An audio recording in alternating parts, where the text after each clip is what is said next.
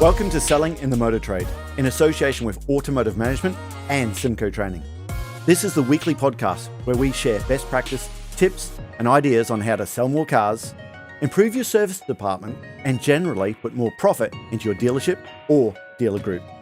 I'm your host, Simon Bowkett, or some of you might already know me as Skippy.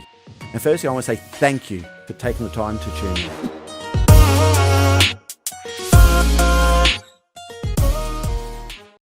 Hi, and welcome to another episode of Selling in the Motor Trade. Listen, I just want to say thank you to all the listeners, the readership. I don't even know what to call you guys. 70,800 people, the weekly podcast it goes out to. It's just incredible. I just had a call for someone that we've done a interview with, and it actually touched my heart. Mr. David Manchester, thank you very much. He said he's got 2 deals, I think 1 deal at the moment, someone else purely from the podcast. Some of our clients have been listening to it, so thank you very much. We try to avoid the sales pitches, and to be fair, David Manchester was not a sales pitch at all. He was just giving advice to investors on what they do in their business. So we try and avoid sales pitches where we can. However, if we've got allied industries, someone out there where dealers can actually get from, please get in contact with us, and we'll see if your content is going to be relevant for our listeners as well. But today, I want to talk about something else. Today, we're going to be talking about the biggest issue we hear in car dealerships currently at the moment. We know this is a world of remote selling. If you're one of our direct clients, you know that so often we listen to calls. So many times we get sales people and we spend an hour coaching with them once a month and go through real calls with real customers. And we hear the biggest issue I'm hearing at the moment is we're getting into remote selling and salespeople haven't trial closed. We know face-to-face. You might remember our customers used to walk in before they emailed and phoned first.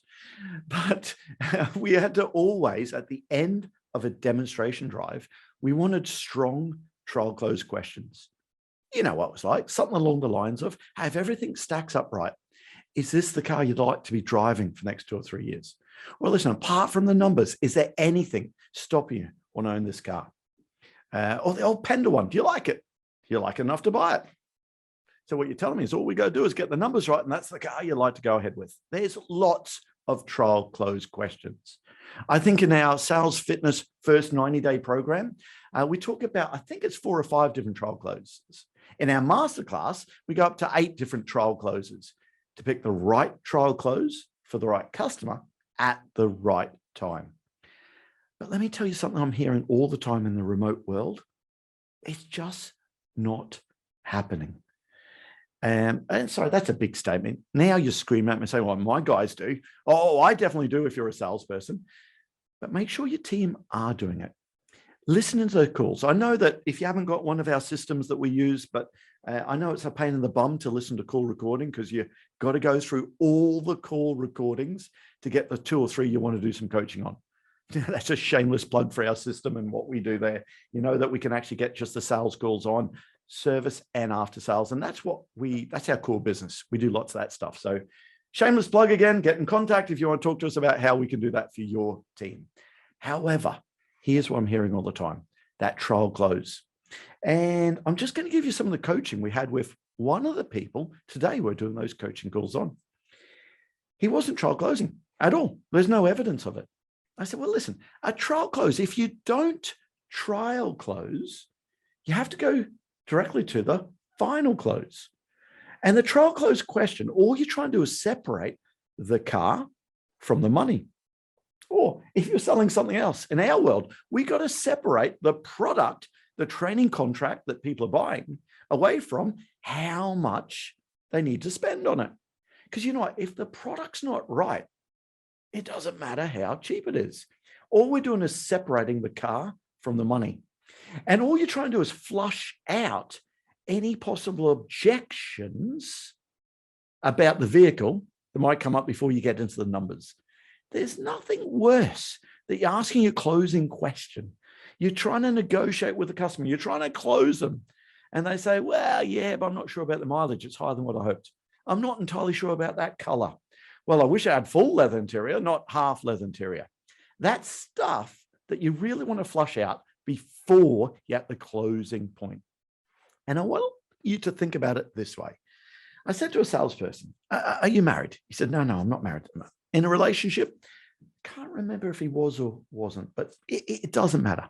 I said, the trial close question, you're just looking for some sort of commitment without using the word commitment. Okay, don't ever say commitment to a customer. It scares people. So I said to this poor lad, he must be 18, 19. I said, are you married? He said, no. See, scared of commitment. No, see, commitment scares people. But imagine walking down the aisle. You're getting to the priest or the vicar or the register, the Yoda, the Jedi, whoever's marrying you, right? And they turn around and say, number one, you, John, do you think you might like to spend the rest of your life with Mary? I do. Would you be married? No. On that day, it's going to be a definite yes or no type of day. It's going to be something along the lines of, John, do you take Mary to be your lawful wedded wife? I do. There's no vagueness there, okay? So the priest wouldn't say, do you think you might like to possibly maybe spend the rest of your life with Mary? I do, okay? And that's what I'm hearing some salespeople who do trial close, they wishy-washy it so much, it has no effectiveness. You should hear some of the calls we hear all the time. It's nice, isn't it? So you think if we could kind of get the figures sort of right, this might be a car you possibly want to consider? Maybe. Now, of course, I'm exaggerating that again, but honestly, we're hearing that. Also, back to our marriage case. Can you imagine walking down the aisle, okay, and meeting your partner there, or your partner's walking down the aisle to you, and the priest or the vicar, the register, turns around and says, John, do you take Mary to be your lawful wedded wife? Yeah, sure, why not? Let's give her a run for the money. May as well. We've been going out long enough. Why not? Again, would you be married? No, it's a wishy-washy response. Here's a second thing, okay? So many times we're hearing a salesperson saying, hey, if everything stacks up right, is that the car you'd like to be driving for the next 2 or 3 years? Or apart from the numbers, is there anything stopping you want to go ahead with it? And we're hearing so many salespeople hearing the response, possibly, maybe, it's definitely one to put on the list. Is there any commitment there?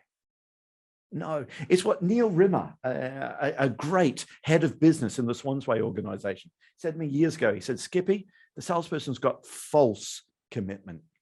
And actually, it could be the salesperson getting false commitment, which leads to false commission, I suppose. But it might be the customers giving you that false commitment as well. So when a customer says, maybe, possibly, definitely one to put on the list, so many times we still don't know if there's a hidden objection. So we're training one stage further on our masterclass now. Now, again, if you want a copy of a masterclass, okay, drop me a message, DM me, we'll make sure we'll get something through to you, okay? But with the masterclass, when someone says possibly, definitely one to put on the list, we train our team to turn around and say, hey, listen, when you say maybe, it sounds like there's something you're not sure about. Can I ask you, is there anything about this Q5 that you're not 100% sure about? I'll say that again. Hey, listen, when you say maybe, it sounds like there's something you're not sure about. Is there anything about that Q5 that you're not 100% sure about? Now, we like to use the phrase 100% sure about because it kind of implies it's 99.9% right. It's just slightly wrong. If you say, is there something you don't like about the Q5, it might get their subconscious mind starting thinking about all the things they don't like. But if you say, hey, listen, is there something you're not 100% sure about? Think about one of our training courses, okay? If you come along to a training course and say, is there anything you don't like about the training course? You might say, yeah, your language wasn't always appropriate. Your innuendos weren't right. It went on far too long, okay? I wish the notes were better. It might sound like you didn't like it. But if I said, hey, listen, is there something about that training course you're not 100% sure about? Well, I wish we had more notes to take away with us. Probably language wasn't always politically correct. It just kind of implies it's 99% right. It's just slightly wrong. So that's what we do on that one. We say, hey, listen, when you say maybe, it sounds like there's something you're not sure about. Is there anything about that car that you're not 100% sure about? Well, the mileage is higher than what I hoped. Okay. Well, it wouldn't be my first choice of color, especially at the moment with used car stock, new car stock we can't get at the moment. Now, we need to find out, is that a deal breaker or is it what I like to call a negotiation technique? Is it just a smoke screen, something to get out there? So when they say, maybe, definitely one to put on the list. Hey, when you say maybe, it sounds like there's something you're not sure about. Is there anything about this Q5 you're not 100% sure about? Well, the mileage is higher than what I hoped. That can't be a deal breaker at that point. If it was a deal breaker, they wouldn't have inquired on that car. When you walked out to that car, if they were a walk-in, that used to happen in the olden days, you knew people. But if they were a walk-in, as soon as you walked up to the car and it had 60,000 kilometers on it, that's when they'll say, oh, I've got to stop you there, Simon. I couldn't buy a car with 60,000 kilometers on it. It has to be a minor objection if it's come up at the end of some sort of demonstration. So minimize it. Yeah, okay. And that's reflected in the price. If it had lower miles on it, we wouldn't be asking $39,995. But you know what? If everything else stacks up right, the mileage on the car, that wouldn't stop you wanting to own it, would it? And if they say yes, it'd stop them wanting to own it, you're going to have to find a car with lower miles. Well, I wish I had full leather interior, not half leather interior. Okay, and that's reflected in the price. If it had full leather interior, we wouldn't be asking $79,995. But if everything else stacks up right, the lack of full leather, that wouldn't stop you wanting to own this car, would it? Yeah, it would. Great. We need to find a Velar with you for full leather interior, if they ever make a Velar without leather. But you get the point. Now, the only one you wouldn't say that word for word is on the color. Okay. Well, it wouldn't be my first choice of color. And that's reflected in the price. No one wants that bloody color. No, of course you wouldn't. Just drop the first bit. Say, yeah, okay, I know it's not your first choice of color, but if everything else stacks up right, the color of that car, that wouldn't stop you wanting to own it, would it? And if they say, yes, I couldn't leave with a green car, I'm superstitious. Okay, great. We're going to have to find a different color car for them. Okay, that's that commitment. But here's a way that I want you to remember it for your salespeople. And listen, would you do me a favor? Please send this episode through to your salespeople. Get them to share it. Please get them to like it or push the bell or whatever you're meant to do. You young people who know what you're meant to do. Just share this out there because it's what I'm hearing with lots of salespeople. Okay. Let's go back to the wedding. Okay. If you don't trial close, the trial close is kind of like the engagement. It's kind of like making sure there's some sort of commitment. Now, don't get me wrong. He or she might still not make it to the wedding day, but you know you're pretty much on track. Could you imagine for the married people out there, if you didn't do the engagement step first? You didn't buy the ring and present the ring first. You just went out and said, oh, where are we going tonight? Oh, we've got a lovely hotel. Okay, booked. Come on, we're going to have a great night. You go out with your partner. You turn up and all of her family's there. All your family's there. The priest is up the front. You say, surprise, come up. I've got a question to ask you. Hey, Emma, will you be my lawful wedded wife? It might catch them out. It might be too much too quick. So if you don't trial close, isn't that what you're doing to a customer? If you don't trial close, you're going straight into the closing question. I reckon it's too pushy. Now, listen, I don't want to embarrass this salesperson. He's a great guy. He really is, by the way. But he said, oh, with that trial close question, is it too pushy? I said, what's the alternative? If you don't ask that trial close question, I think you are being too pushy. I couldn't do it without that trial close question. So listen, Try that. And one last time, you know what? If you're on our training course, we go over things again, because repetition, that's why our sales fitness program works, because we repeat this thing, we drip feed the knowledge all the time to make sure people have that understanding. Also, I'm not going to give away all this stuff. We talk about mental ownerships beforehand. We talk about lots of objection handlings when they say, hold on, yours is the first place I've been. Okay, I want to go and have a look at the CRV first. And of course, we show people how to deal with all of those. Okay, you're only going to get a bit for free today. All right, I'm a salesperson in the day. So all the juicy stuff will still leave on our sales master course. But mental ownerships first. Your trial close question. Keep it simple. Hey, listen, if everything stacks up right, is this the car you'd like to be driving for the next 2 or 3 years? Possibly. So when you say possibly, it sounds like there's something you're not sure about. Is there anything about this Yaris that you're not 100% sure about? Well, I wish it had a pan roof on it. Okay, well, that's reflected in the price. Okay, it'd be the only Yaris with a panoramic roof, I think. Anyway, Toyota guys, you'll yell at me if you do have them. Okay, but you know what? If everything else stacks up right, the lack of the pan roof, that wouldn't stop you wanting to own this car, would it?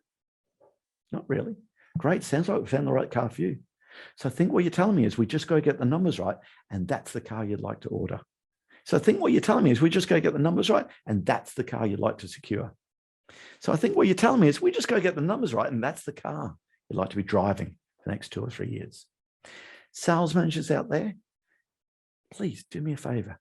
When your salespeople come into you and they say, hey, I've got commitment that people want to go ahead with it, don't just ask, have you trial closed? Every salesperson would say to me, yeah, of course I have. Change your wording slightly. Turn around and say, hey, listen, what trial close question did you ask? You might be surprised at some of the comments you'll get. Oh, yeah. I think they're going to go ahead with it. That's great. But I want to know what the customer's thinking. In fact, Johnny May told me that one years ago at RIG Toyota, Salford Keys. He said, Skippy, I don't care what my salesperson's thinking. I want to know what the customer's thinking. Okay. That's because your salesperson might have been wishy-washy on the trial close. In my experience, not used one at all. So listen, I'm going to leave you with this one now. So please do me a favor. Forward this on to your salespeople. Play it in the sales meeting. A lot of people saying, thank you very much for this content. By the way, if you're listening to this on a podcast, if you go to our website at simcotraining.co.uk, you can look at the videos all the time. Lots of people say they don't know that. About 95% of our people, they listen to the podcast, probably on the way to work or going for a jog or something like that. However, if you want to play it in the sales meeting, you can always go to our website and they're all there. So there, I think there's a tab there, podcasts, have a look at that, watch the video now, and you can watch them there. I think it's somewhere on there. If not, again, send me a message and we'll make sure we'll get it for you to listen to for your salespeople in the sales team meeting. Anyway, that about does it for now. I'm going to see you next time with another interview. Oh, some of the people we got lined up for the interviews, some cracking interviews coming up. And I'll see you then. That just leaves me to say that all details of this episode and other episodes on the selling in the motor trade can be found on our website, simcotraining.co.uk. Go there to get a copy of our book, Words That Sell Cars. Go there to sign up to a free trial of our Sales Fitness online sales training program. Easiest way to get hold of me is Simon Bowkett through LinkedIn.